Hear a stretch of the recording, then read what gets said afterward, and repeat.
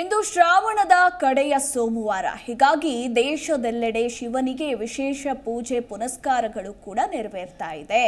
ದೇವರ ದರ್ಶನವನ್ನ ಪಡೆದುಕೊಳ್ಳೋದಕ್ಕೆ ಬೆಳಗ್ಗೆಯಿಂದ ಭಕ್ತರು ತಾಮುಂದು ನಾಮುಂದು ಅಂತ ಮುಗಿಬೀಳ್ತಾ ಇದ್ದಾರೆ.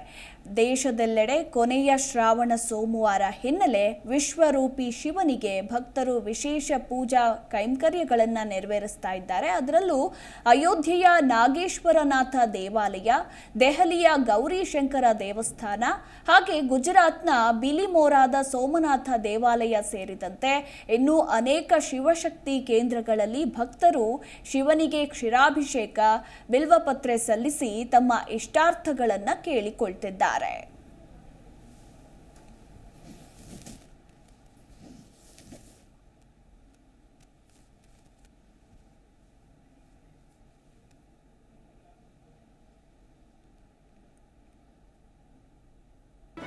ಜಿ ಕನ್ನಡ ನ್ಯೂಸ್ ಈಗ ನಿಮ್ಮ ಮನೆಯಲ್ಲೇ ನೋಡಿ. ಎಲ್ಲ ಕೇಬಲ್ಗಳಲ್ಲಿ ಈಗ ಲಭ್ಯ.